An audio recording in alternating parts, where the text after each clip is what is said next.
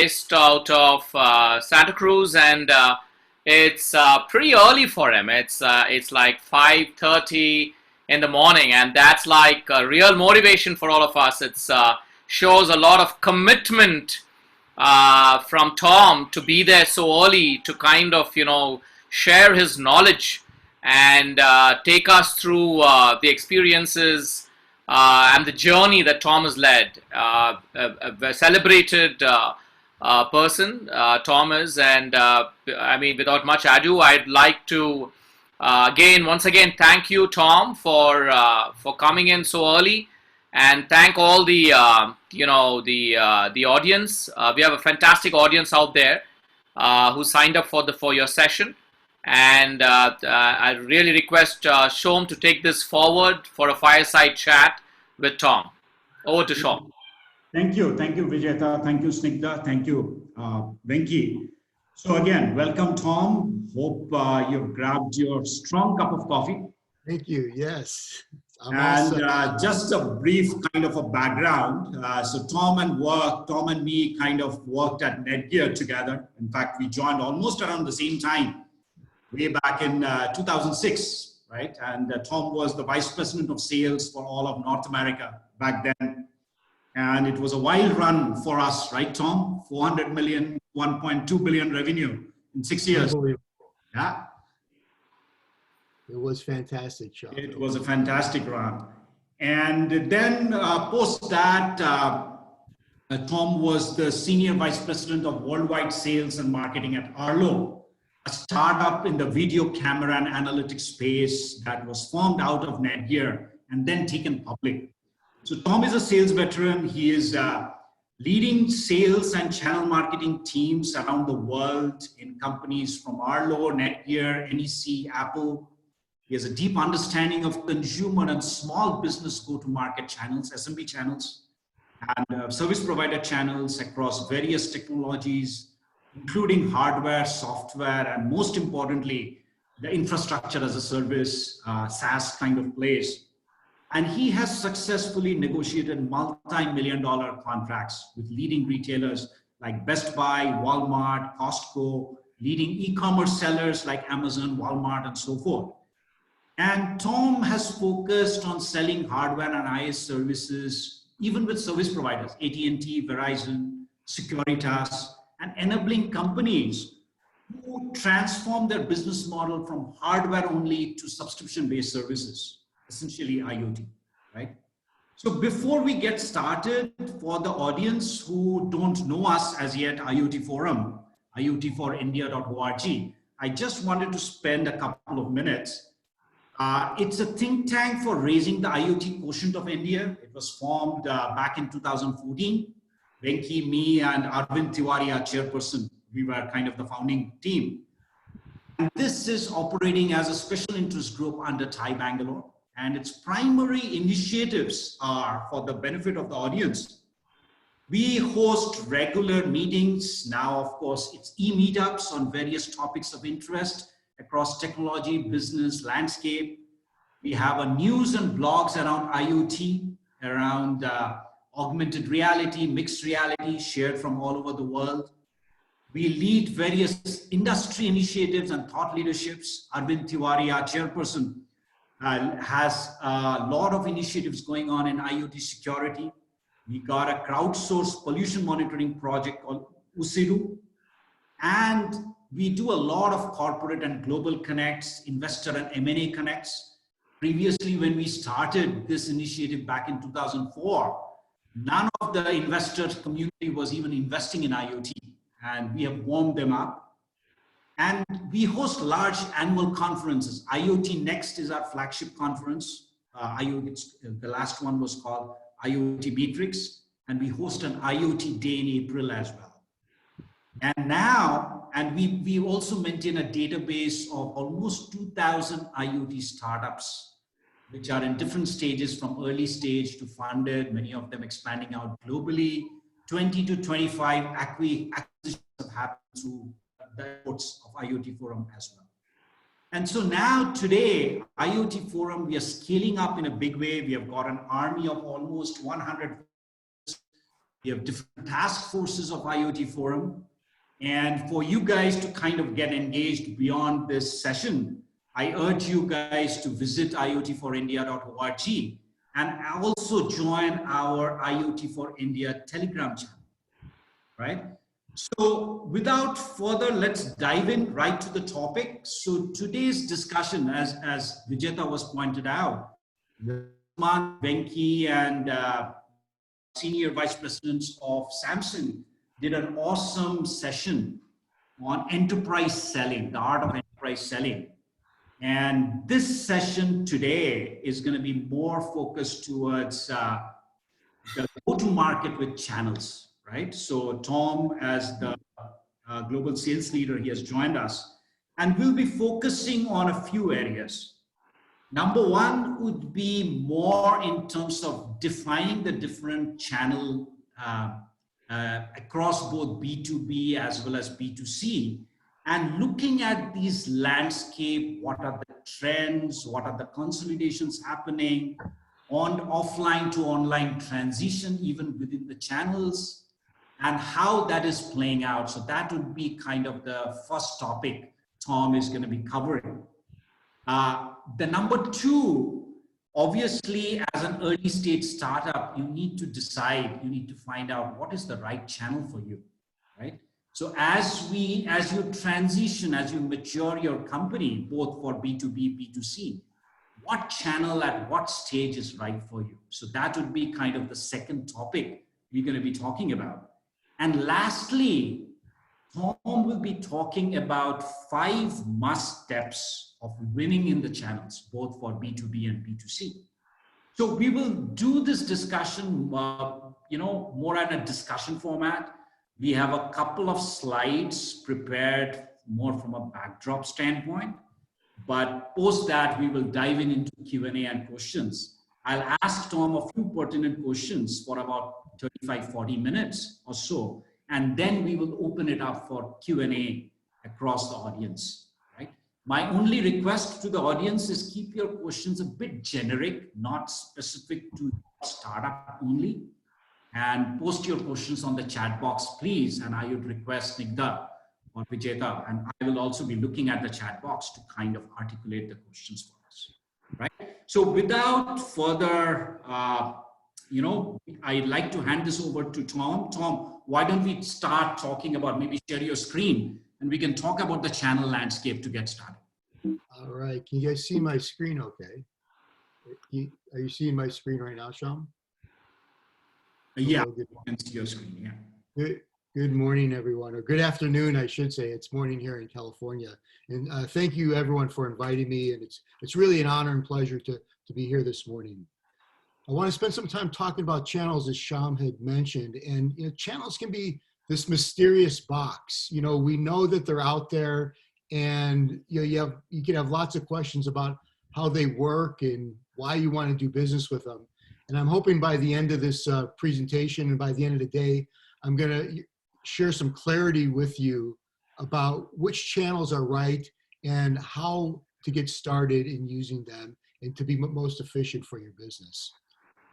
So as we look at the current landscape that's out there today, I will say that there's been quite a bit of change. I mean, obviously, COVID is no secret around the world, right? We're all dealing with what's happened. And I can say COVID's had lots of impacts in different parts of our sort of lives.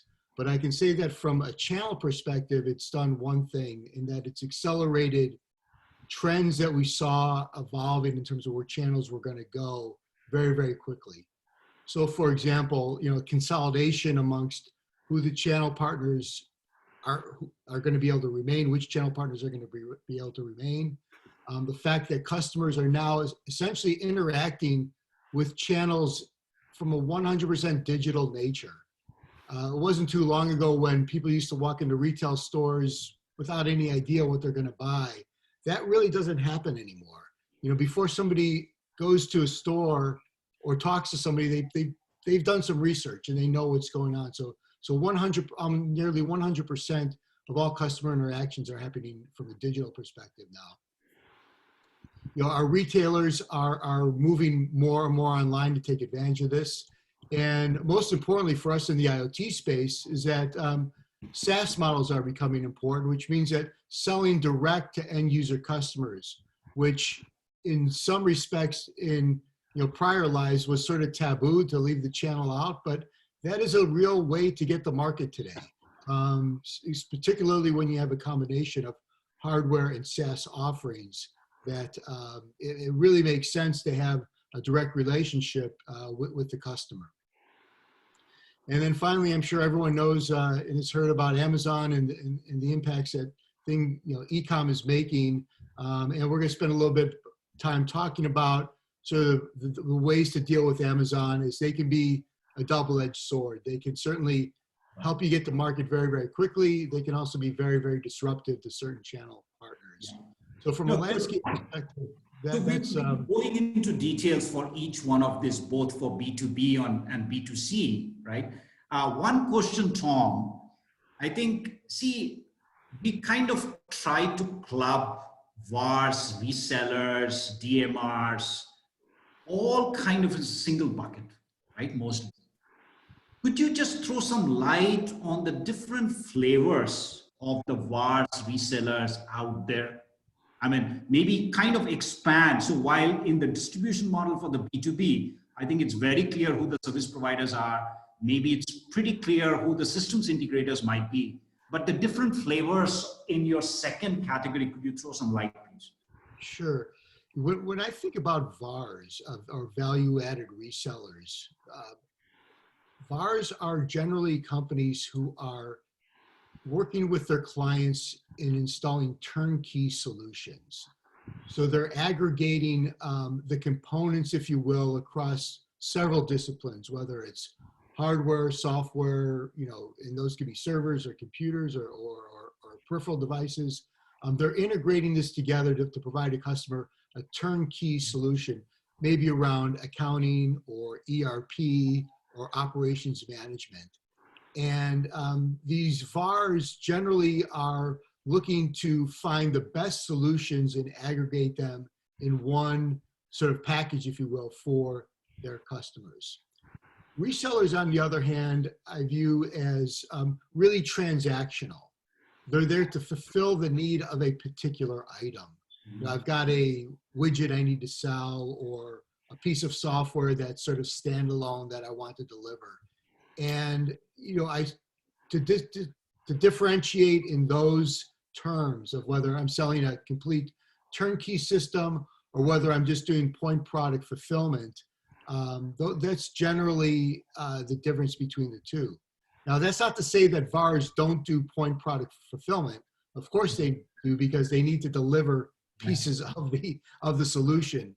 But on the other hand, resellers, if you will, are really not doing full integration of things. They're just doing sort of supply and demand fulfillment of products. So examples of VARs might be somebody like CompuWare or SHI, where resellers are even, Amazon can be considered a reseller, CDW in the US, maybe somebody like, on a retail side, MSH in Europe, or Harvey Norman in Australia.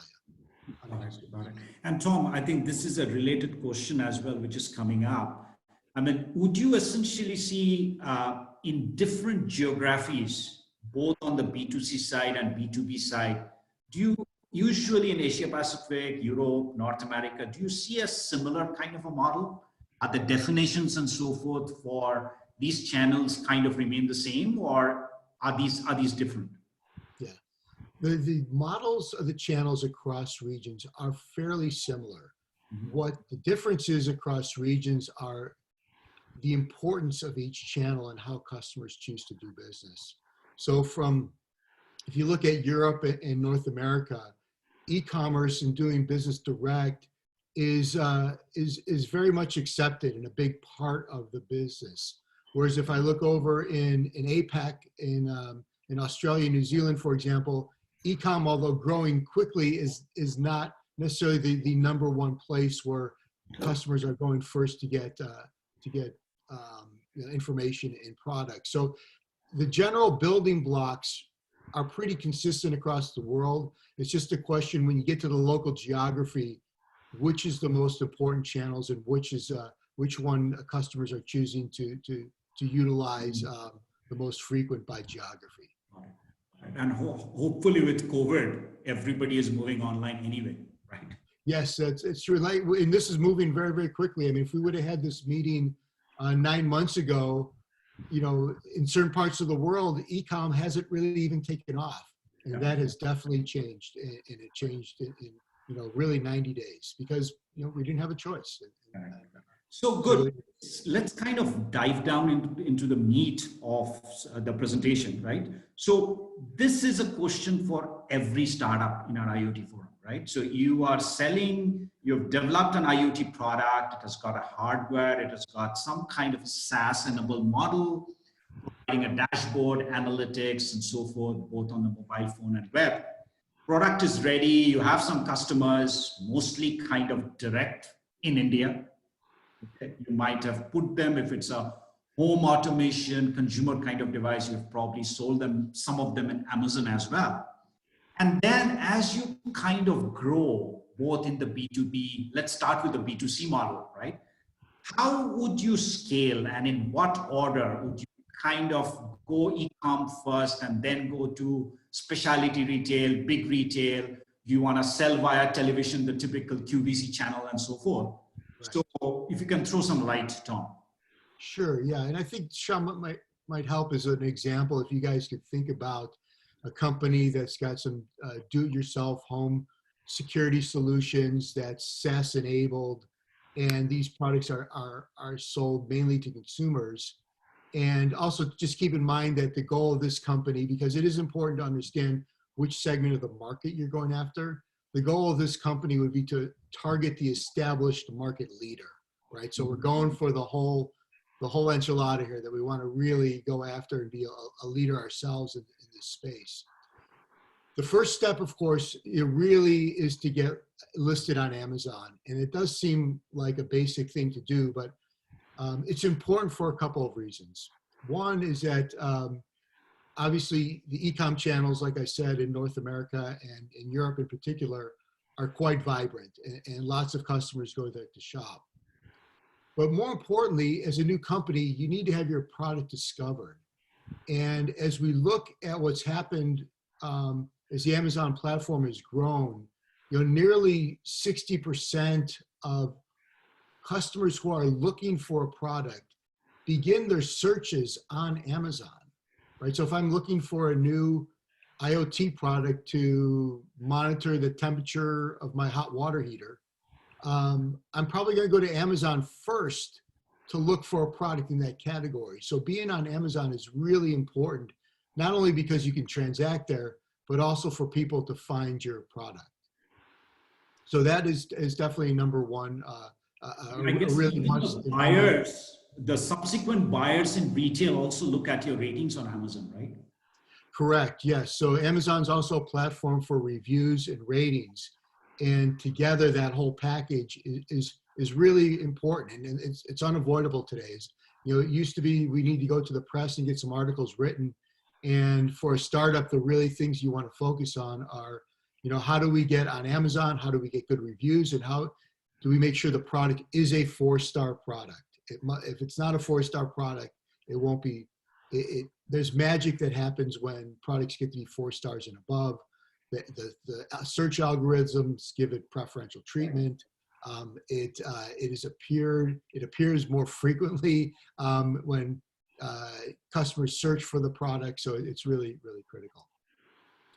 So in addition to getting online on Amazon, the other area that you want to make sure you're ready to serve is a direct relationship with the customer, particularly if you have a SaaS component of your product. It's imperative that you have a direct offering and you're able to offer products directly to end user customers. This has a lot of benefits in that it can help you build your brand. It also can give customers, some customers just want to buy direct from the manufacturer today. I was surprised, to give you a little bit of an example from our Arlo days. We initially did not have a store up and running, right, when we launched Arlo. And we thought the channel could do everything for us. And And we're on Amazon and Best Buy, but we decided to launch a company store about a year and a half ago. And we were really surprised at how fast it took off. And we actually interviewed our first customer who bought something off of our direct store. And they said, well, I want to buy direct from the manufacturer. So there are customers out there that want to buy directly from you. And it's good to have that option available for them.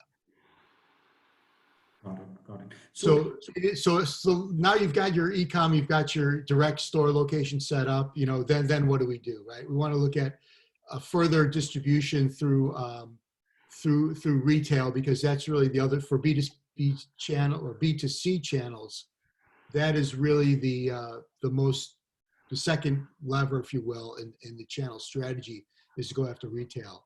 And selecting those retailers can be complicated, but I can simplify it for you by really, if you think about what your product does, you want to look, retailers, all of them have certain specialties, or they focus on certain types of customers. And you want to equate what your potential retail partner does and what type of customers they serve with your product. So for example, if I had a business product that measured the density of people inside buildings so I could report on, you know, occupancy compliance, that's probably not a product I would take to Walmart or Dixon's or JB Hi-Fi in Australia.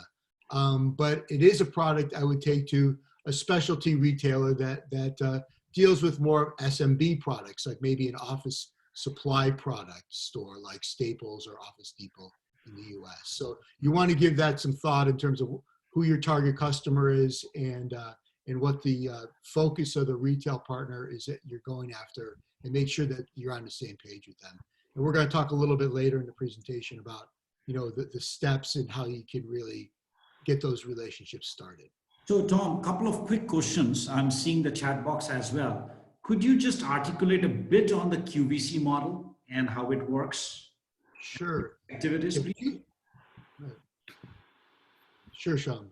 QVC is also known as the broadcast network. It's really essentially cable television stations that are set up and designed only to sell products directly to customers through really a host and product specialist presentation that lasts anywhere from 10 minutes to 30 minutes. And the really defining factor about the broadcast channel is that it can be very, very effective in selling products that need a little bit of explaining. You know, today we take for granted what a voice assistant does, right? Because we've all seen them, and of course they've been in the market and sold to us for a couple of years now. But if we rewind the clock to the beginning of the IoT era, call it, you know, 2014, those products, nobody knew what to do with them, right? So putting them on a broadcast segment where a host and a product specialist can spend some time talking about how the product works, the features of it, and the benefits can be very, very, very effective. And those channels are very high volume. I mean, extremely high volume. And, you know, over a weekend, you can sell easily tens of thousands of units if you have the right product. Got it. So Tom, a couple of quick questions on this slide. Number one is we heard about Amazon's seller versus buyer model. Can you throw a bit of light on that, please? Sure. Yeah, Amazon has two ways to go to market with them, and they're known as 1P and 3P. And 1P stands for first party, and that refers to a relationship you're going to have directly with Amazon, where they are going to buy product from you, they're going to put it in their warehouse and sell it on their site. And when the customer goes to buy the product, it will say that it's sold by Amazon. A 3P relationship is a third-party relationship where, as a vendor, you're listed on the third-party marketplace. Right. And when you transact the sale with the customer, you're actually passing title and selling it. And Amazon is just there as a fulfillment mechanism to either ship the product or take the credit card. But the product actually gets shipped from you and you get the name of the customer. Yeah. And there's a lot of change going on in this area, and something for you to consider as you're thinking about going through to market with Amazon, you know, whether you're a 1P or a 3P seller. And what I can tell you is that there is a lot of inertia happening in the 3P marketplace where lots of startups are choosing to start their relationship on the third-party marketplace for a lot of reasons. One is that you get direct access to the customer. So when you sell the product on Amazon, you know who the customer is, where when Amazon sells it, you know, you don't know who that customer is. That information is not passed along to you. Yeah. Also, too, the spend, the margins are a little bit less expensive on the Amazon marketplace than what you have to provide Amazon direct. And you also get the benefit of real-time feedback from your customers because you have their name. Some of the disadvantages are is that, well, Amazon's not buying a lot of product from you and putting it in their warehouse, so you don't have those sort of you know, sell-in quantities that might happen. But the way I view channel success, though, it's all about sell-through. Selling product into the channel is important, but really what's important is when it sells through to the end user customer. That's the criteria all of you guys should use, right? Hey, Tom, to continue moving on. So you talked about a bit on the margin side. Can you give us a flavor as you go from Amazon buyer model to seller model, or seller model to buyer model, 3P to 1P, or you go to the different retail channels or QVC? Can you give an indication of what kind of margins globally you need to build in to give to these channels? Yes, sure. Yes. Yeah, margin and business models vary greatly across the channels because of, again, the discipline and the go-to-market strategy each one of the channels have.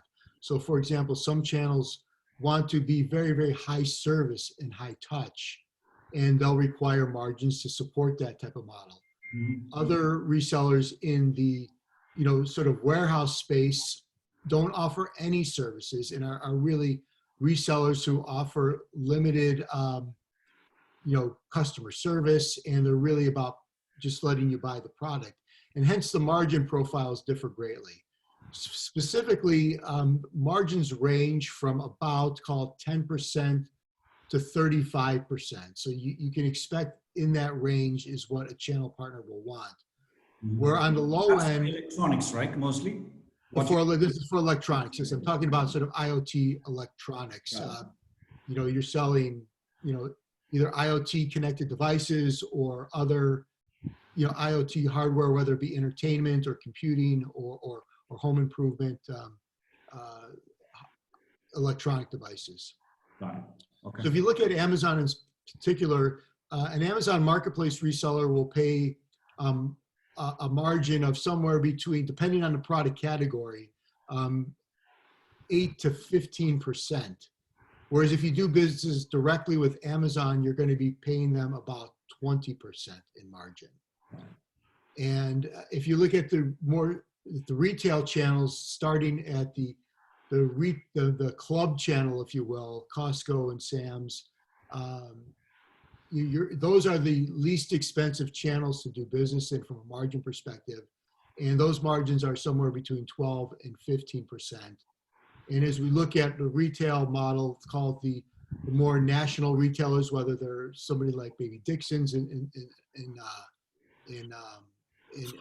the UK, or Media Mart in Germany, or JB Hi-Fi in Australia, Best Buy in the US, you can plan on spending about 30 points of margin with those high value retailers to get in business with them.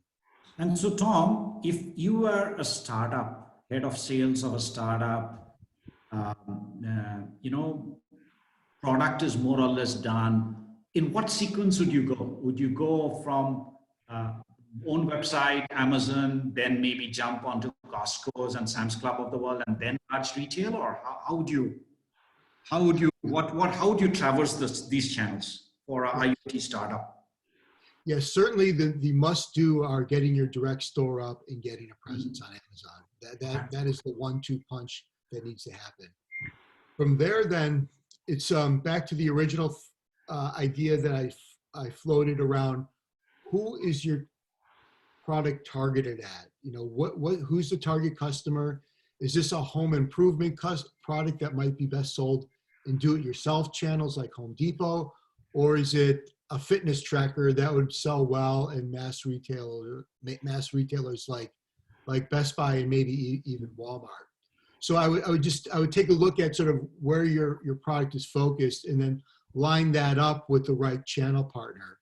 And, you know, obviously it's important that we get sales going. I wouldn't hesitate once you are confident that you have an idea that this retail partner is right for you, to start those discussions, because there's many ways to kick off a relationship, even with a large retailer that has thousands of stores. There are, of course, .com plays, there are limited store sets, there are regional assortments.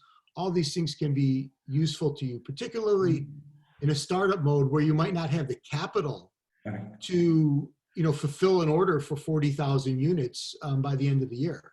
You know, you've got to get that supply chain in place. So there's a lot of things you need to think through as you go into retail, because the amount of inventory that gets tied up, both from a product perspective and from how much resource that ties up on your books, can also be something that needs to be considered. So it's not easy. It's a real scale up. You know, you prove the model and so forth, see what kind of volumes you do, and then only take the steps of going into retail. Yes, and that's correct. And that information will be not only useful for those retailers, because they're going to want to see the fact that the product can sell and it can scale. And I still remember, Tom, whenever we used to make the new products, you never took them to Best Buy. We had to prove that this product actually could sell on Amazon and Fry's. Then only Best Buys and Staples of the world, right? Right. Yes. Exactly. So let's move on, guys. So I think we have kind of, Tom has given a pretty good understanding of the B2C. Let's move on to the next slide in terms of the B2B markets, right? So you are essentially trying to go after businesses. What are the different avenues and so forth? Let's go there. Tom, next slide, please. So from B2B market is really also changing, but in this scenario, let's think about if we just put an example in your head here for a moment.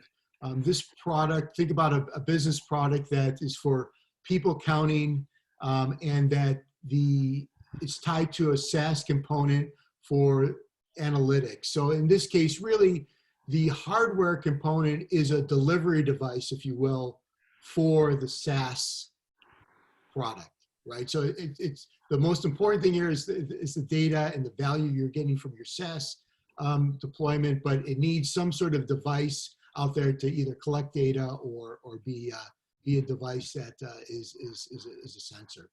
So in this case, you know, you're probably looking at channels that are either VARs where they're putting together a total solution, a turnkey solution, or you're selling this direct to end user customers.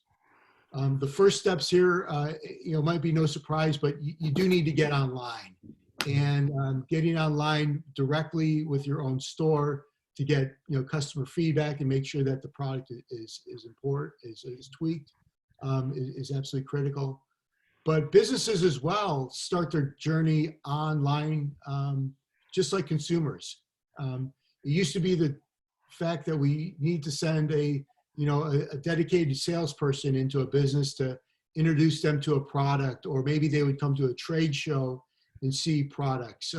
Neither of those things are happening today. I mean, COVID, even if you want to go see a customer, many customers are having rules right now that they just aren't taking visits from companies, right? So the fact that products need to be online with where those businesses look for resources are important. And Amazon may be a fit there, but also products like, also companies like CDW and Connection. These are other types of business-only resellers that have a broad reach and a place for your products to live. The next step, assuming the online situation is set up, is that you really need to have distribution set up for your hardware fulfillment. And distribution partners deal with lots of VARs and other types of resellers in the business um, environment. But setting up that distribution model will be imperative because in this model, what we're saying that device needs to be delivered. The SaaS offering will not work without that device being installed. So you need a way for that product to get to market. And choosing a distributor, again, is a lot like choosing a retailer. You want to choose one that's got good reach, but also one that focuses on your area of product. So you don't want to choose a art supply distributor to distribute a product that counts people, with a SaaS solution coupled with it. Right, right. So couple of questions, Tom. So number one is, see, a typical, back in those days, we used to sell a hardware, and on a regular basis, the VAR reseller had to support it, maintain it, and so forth, right? But today, the VAR and reseller probably is selling a piece of hardware, still maintaining the customer dialogue and relationship. Yes. But then it's all a service, as a backend service, self-service sometimes, in terms of dashboard analytics and so forth. And most of the companies, IoT companies, are servicing those customers with the recurring revenue kind Yes. of directly, right? Yes. So what is the expectation from these VARs, B2B channels, even in terms of getting a pie of your recurring revenue? I mean, you're giving obviously them a percentage of your hardware sales, but Yes. you typically recommend giving them a part of your services revenue, and how do you justify that from a recurring revenue standpoint? Right. Yeah. Sham, this is an area that is evolving very, very quickly as the number of products that are coming to market that, by the nature of them, need to be coupled with a SaaS service is forcing a lot of innovation in reseller programs and which pieces of the pie that they participate in. Like you had mentioned in the past, it was typical for the reseller to sell the hardware and take margin on that, and really that would be the end of their participation in the relationship.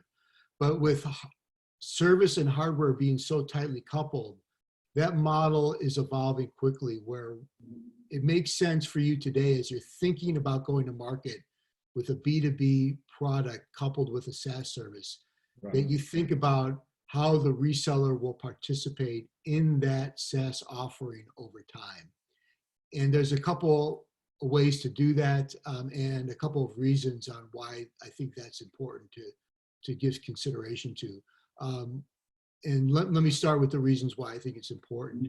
The product that you have today is going to meet the customer's need right now. But I'm sure you're going to be working on other things, and you're going to need that same reseller to go in and sell the next version of what you want to do. I mean, one of the challenges as a SaaS company you have, first of all, is getting subscribers to your service.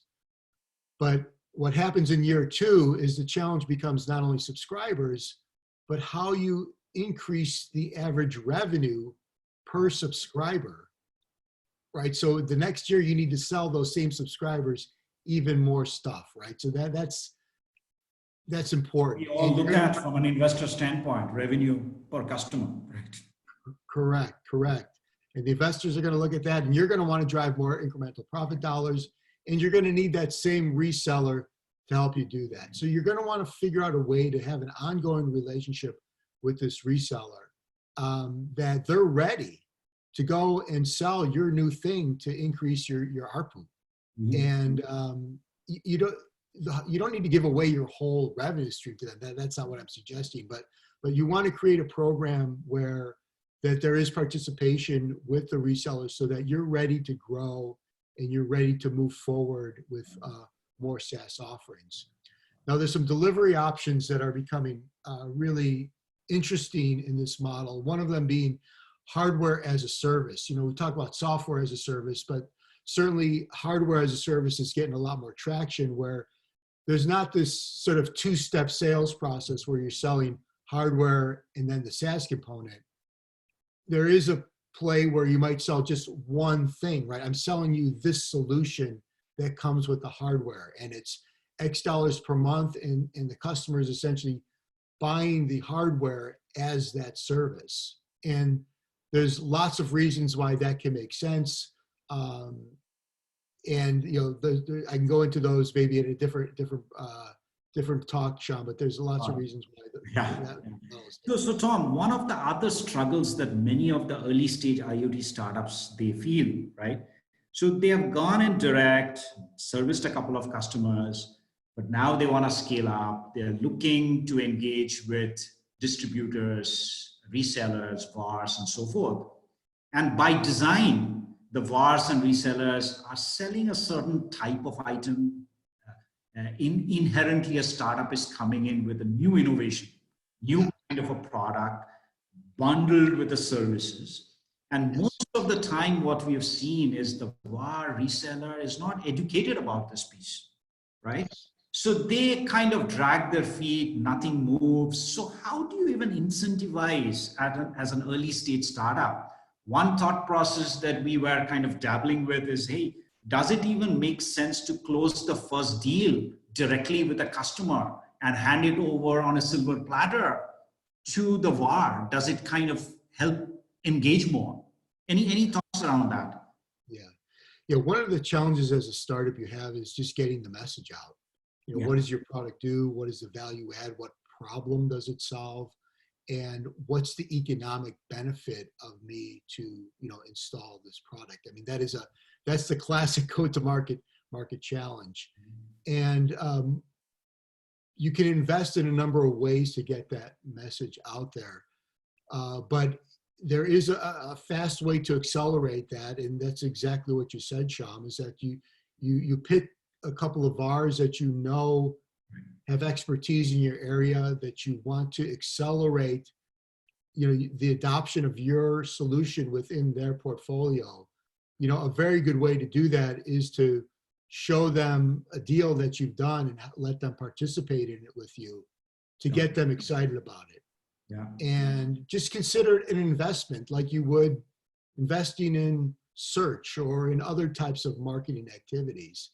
And be very clear with the resellers that this is, or the VARs in this case, that this is for us to accelerate our relationship, and it's a win-win opportunity for us both, and get their commitment that they're gonna follow on and bring you as a close partner into their portfolio. So it can work, and you just have to be careful. You have to not be afraid to ask those hard questions, like how are we going to partner?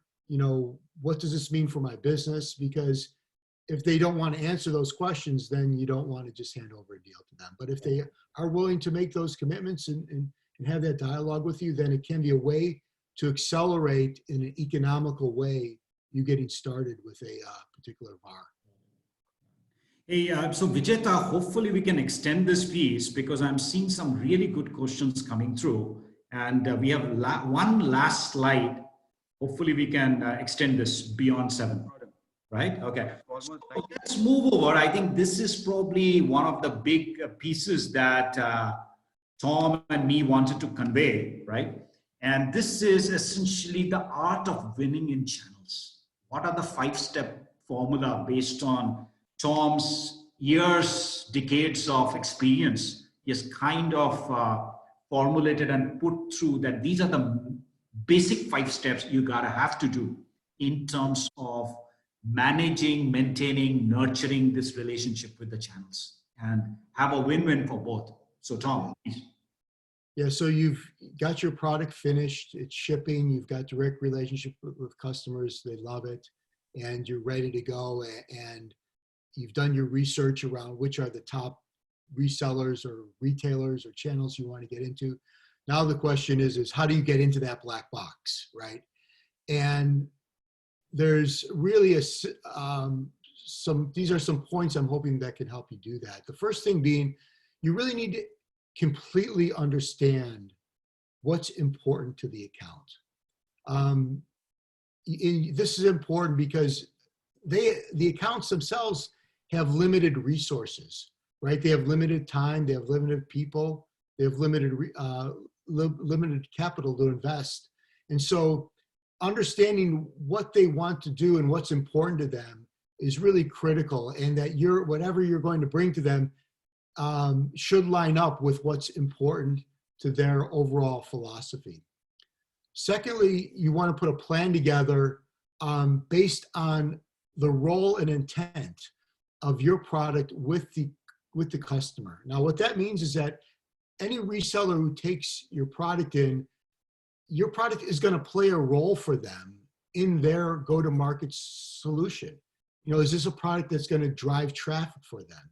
Is this a product that they're going to use? Is it going to play the role of driving incremental margin for me?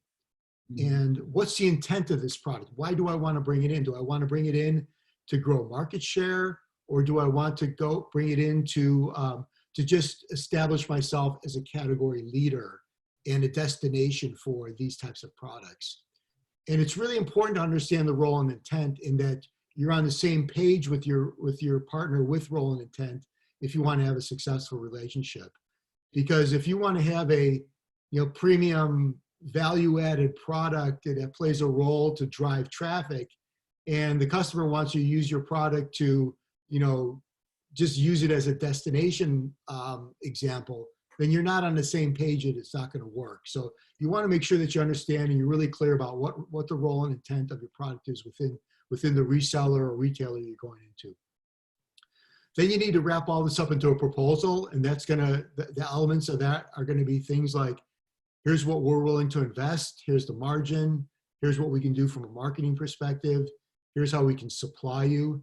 And then the other part of that proposal needs to be what you expect from that partner. We expect you to dedicate, 5 salespeople to this. We expect you to put us on ad every week. We expect you to promote our product on your .com site so it's easily found on the homepage. These are things that you want to negotiate back and forth and get agreement in a proposal. Then once that's done, the really, I think, key to success going forward is providing a weekly dashboard. You'll figure out what metrics are driving your business, and not only what's important to you, but what's important to the reseller you're working with, and publish a weekly dashboard about how you're doing. And if you're doing great, then let's celebrate that. And if things, went poorly one week, let's figure out why. Did the competition introduce a new product? Did the market pricing change? Are the products priced right? And it really gives you a way to keep a close eye on the business and make sure that nothing gets away from you, and you don't wake up, in 90 days and go, why isn't my product selling? Or why is it selling so well and I don't have supply? So it's really important to have this weekly dashboard. And then finally, you want to leverage this progress to think strategically, because once you're on the same page with your channel partner, sharing the same role and intent, you're reporting weekly about the successes. It's just natural that you're going to be in a strategic dialogue with them about what we do next, and most importantly, to how we manage conflict. Because when you start introducing the channel to your sales process, you will have conflict, whether it's supply issues, whether it's competition issues, something will come up. And you want to be prepared to manage that conflict. And if you're doing the steps above, you will be prepared. This is great. I mean, at the long run, this is going to be a relationship you're getting into, right? For your product, for your success, for your company's success. So to kind of understand the channel, defining really the roles and responsibilities for each partner, right? And then regularly kind of measuring this. So we would, ask every one of them to kind of track measurement, progress, matrix. And finally, of course, with any relationship, you have to manage and handle conflict, right? So with that, I had actually a bunch of questions, but I don't think we have time for every one of them. But I would probably request the audience now to come and start putting in questions. So a couple of questions coming up, Tom. One piece is the concept of social e-commerce. using kind of a live streaming approach and so forth has just accelerated like anything, right? Yeah. Any thoughts and so forth on that aspect? I mean, you know, China, Alibaba is doing it all the time. Just that, you know, bunch of live streaming kind of an approaches, social e-commerce and so forth has come up. Platforms have come up. Yes. Any thoughts on that? Yeah, absolutely. This is a very quickly evolving way to get to market, and has some real life benefits. Particularly, you think about the home security market, the IoT products in the home security market. You know, right now, looking at things on a web page, you know, can be useful, but what we're finding is that a way to essentially maybe do a live demo or have a stream where you've got a sort of a stage set up where you know, people can ask questions, and you can show them, oh, this is how the product works and this is how you install it. They can really accelerate the knowledge, because for a lot of people in the technical world, they don't need that, right? But for a lot of the mass market, it's very, very helpful, and it's something to absolutely explore. And I think what we are starting to see is a lot of referral as well, that you're, you know, via Facebook, via multiple other Instagram, especially. It's a lot of referral sales from Yes. your friends, from your colleagues, from your family members and so forth. And the Yes. other interesting piece, what we are starting to see is celebrities kind of coming in on the platform, endorsing your product and so forth. And of course, this is usually done at a much more advanced level. A startup usually cannot afford a celebrity, right? So, in fact, during, this is the latest data, during COVID, I think one French company in China sold $1.4 million in a single day via live streaming with a celebrity, right? It's a different world. The second piece, I think this is more for me. I think Harish put in a piece that while investors look at average revenue per customer, is there a pressure now on average revenue per employee from the investors? See, this actually happens at a much later stage. At a startup phase, I think what investors are looking for is, you know, do you have small $2,000, $3,000 spread across thousands of customers, right? Or especially on the B2B side, what is your average ASP per customer? That's typically a matrix that is kind of indicate how much effort you're putting in versus how much of sales you're getting. And of course, things are different from a B2C standpoint. I'm talking more as a B2B matrix. Of revenue per employee, this gets actually measured at a much later stage. This is, you know, back at Netgear, I think we had the maximum number of revenue per employee, right? Right. Yeah, but that's a matrix that gets measured much later on, not at the early stage of a company. Right, because I think that they target two different important metrics within the operating environment. The average revenue per user really talks about the success of your product, how much customers are willing to pay for it, what your offerings are, and how satisfied they are. The average revenue per employee is really an efficiency factor about how efficiently am I delivering my solution, hardware and SaaS, to my customers. And of course, investors are definitely important in each one of those, but they're not necessarily, they're important for different reasons. And services companies would probably be measuring revenue per employee in a much bigger way, right? Correct. Not Yes. early stage startup. Okay. Correct. One quick, and please to keep the questions coming, and Venki, Vijeta, also please put in your questions, and you guys can speak as well. And I think one question coming up, would you have a good example of a winning proposal with the channel? Are there any templates or any examples, Tom, would it be possible for you to share, or any resource page that you can guide the audience to? And we could potentially take it back, but do you think there are websites and so forth that share, matrix, winning proposals?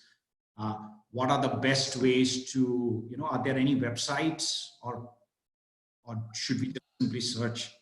Yeah, honestly, Sham, these are things that are created by people in different ways. I haven't done any research on websites that might have this type of formula. I certainly have this You have it in your head, huh? You have it in your head. roadmap, if you will, highly defined, and willing to share certainly the key components of it so people can understand. The real work, though, comes in filling out those components. Even though there's a step-by-step guide, you still need to do the work to understand what's important to the customer and do that research and roll an intent and what elements would be important in a weekly dashboard. Those things need to be sort of custom created for your own go-to-market offering. Right. So one interesting question from Vijeta. Vijeta, why don't you speak? Sure, sir. Thank you so much. And this is an interesting A question. little bit louder, please. Yeah, a lot of founders ask this question that now you have to sell remotely. You can't do face-to-face meetings. Vijeta, you're not audible. Yeah, so Vijeta, could you repeat this? You're not audible. So his question is, digital tools to sell remotely are now very critical and it's difficult to do product demos. Any insights on how to convince the channel partner? On how to do product demos remotely? Yes, kind of, right? Because you cannot travel, you can meet them. I mean, are there any kind of strategies and so forth that you are seeing evolving in the post-COVID world of, I don't know, maybe it's some kind of an AR, VR, or, how do you really engage the channel? Yeah. Be kind of remote, give product demos, even to customers and channel partners. Yeah. Well, Zoom works pretty well in some cases. So Zoom's obviously a good start. There's also depending on the type of product you have, but you might ship an eval unit to the customer to have them go through the installation process and then join on a video call to go through the process.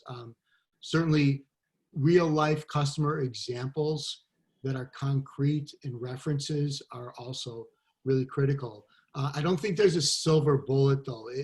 Obviously this is new for everyone, and maybe an opportunity is for somebody with some innovation to develop a tool for meeting this problem, because it will be a problem. But I know that there's some VR stuff that's under development. None of it that I've seen being deployed very, very widespread yet. Honestly, the biggest steps I've seen have been, video conferences like Zoom, the best you can, and shipping eval units and having a sort of a hand-holding session, if you will, via audio and video to go through an in-life, if you will, evaluation. Got it. Got it. So Tom, an interesting question came up. Hang on a second.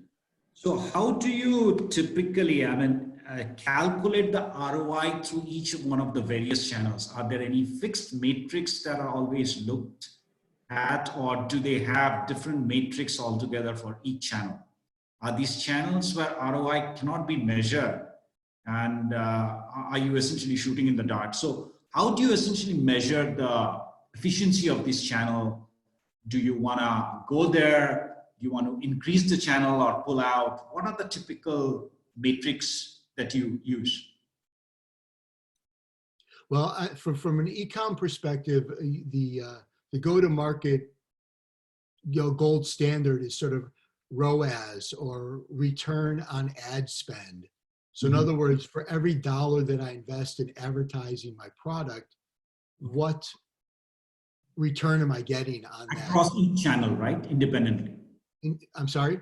Across each channel. So the amount of dollars you spend, X dollars you spend, you get a 3X revenue jump or something of that sort. Right.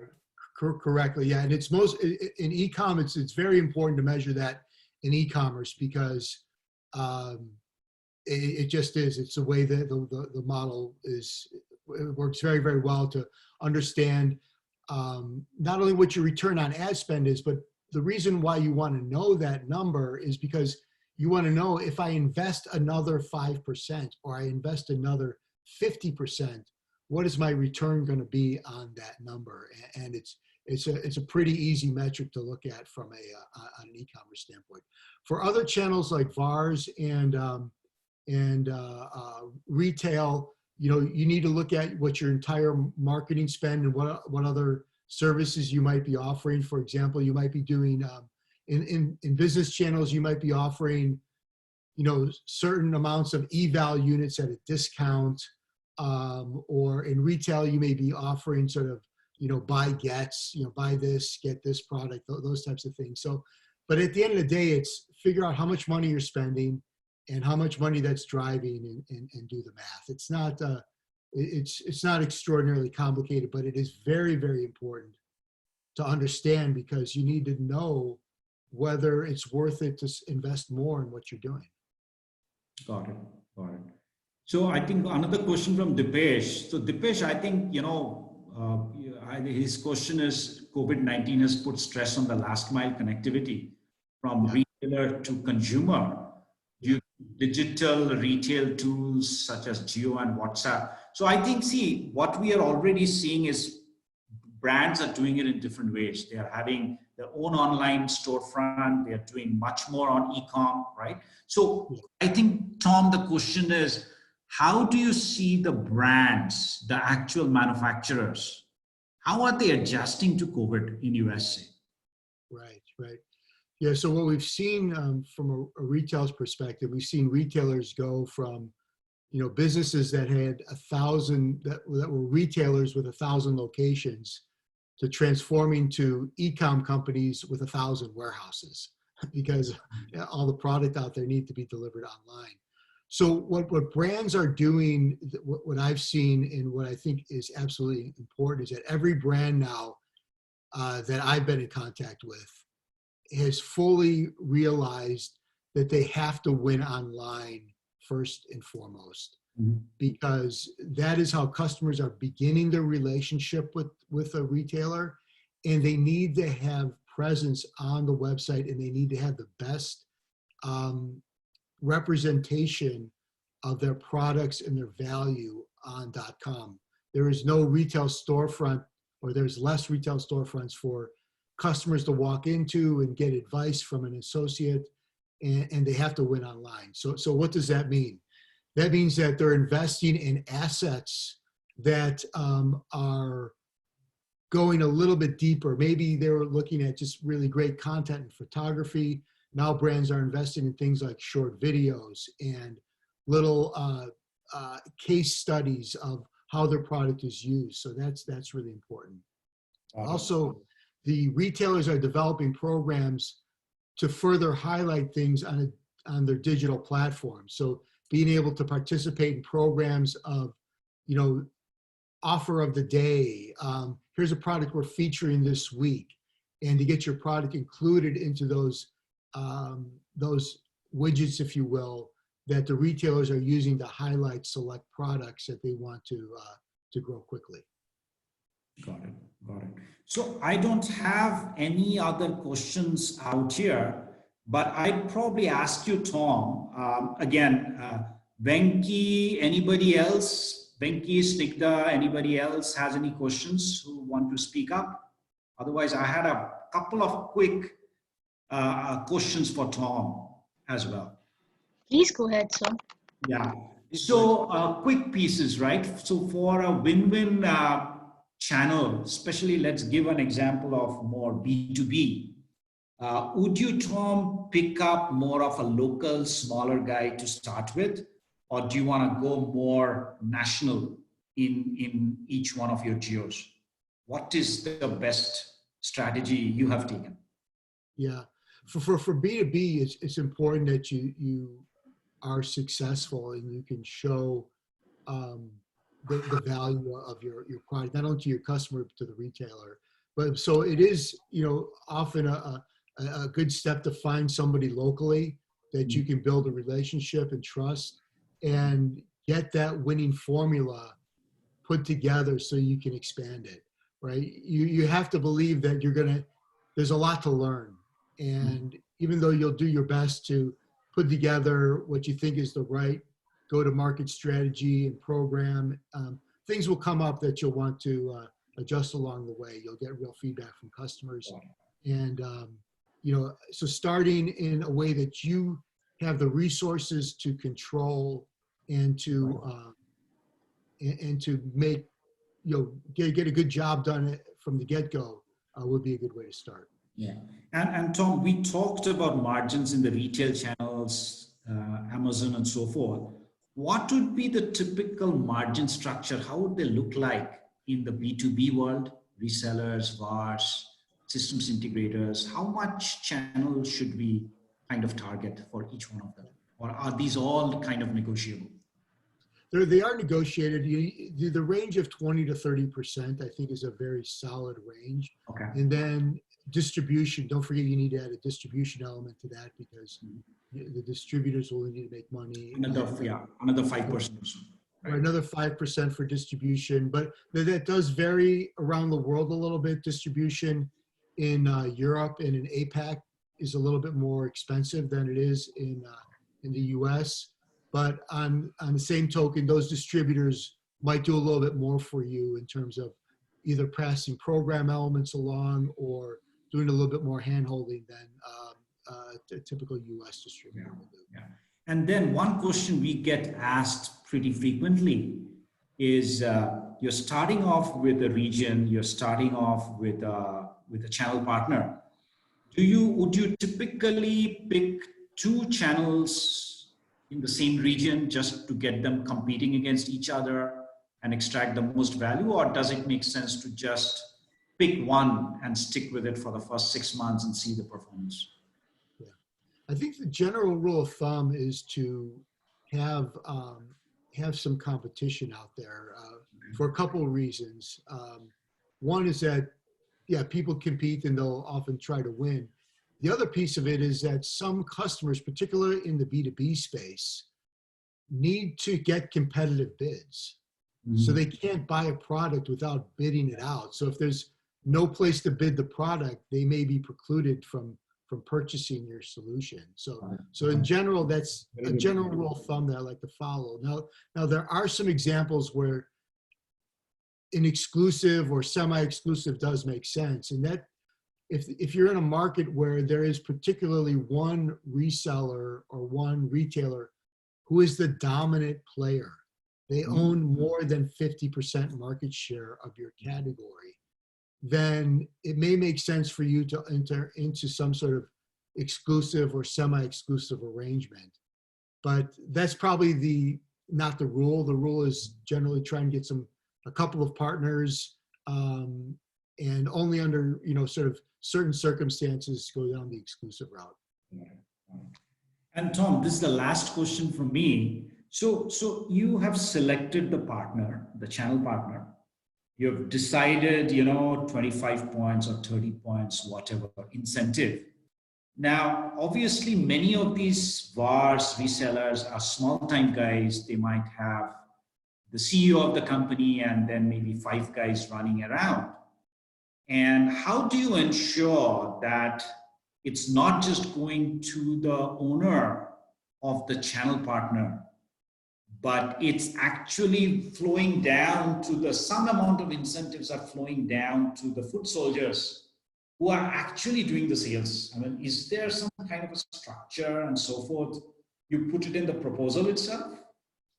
Well, it's hard to put in a proposal, but it's certainly something that you need to find out in step one. When I talked about completely understanding the customer, what I even go down to when I go through this process, I understand, how are they measured, and like how is the buyer or the sales rep measured, and how are they paid? And I want to understand that so that I know the components to put in my program that will influence them making money selling my product. Okay. Now, that's the best you can do. You can build elements in your program to influence behavior, but you can't necessarily dictate how the owner of a company pays their employees. That's not going to work. But you can certainly put elements in the program that make it, that are consistent with how they pay, and make it attractive for the employees. And we used to, back in, I think in my previous company, we used to hold a certain percentage of money and give this as a bonus amount from the company itself directly as a prize money to the sales person. Yeah. Right? Prize money bringing the maximum number of registrations or deals. Right. Yeah. Yeah. That can be very effective. Got it. Sounds good, guys. I think we have covered. I think we are already up to 15 minutes beyond our target time.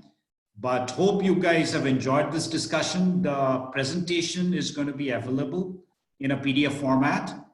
And over to you, Vijeta and Venki.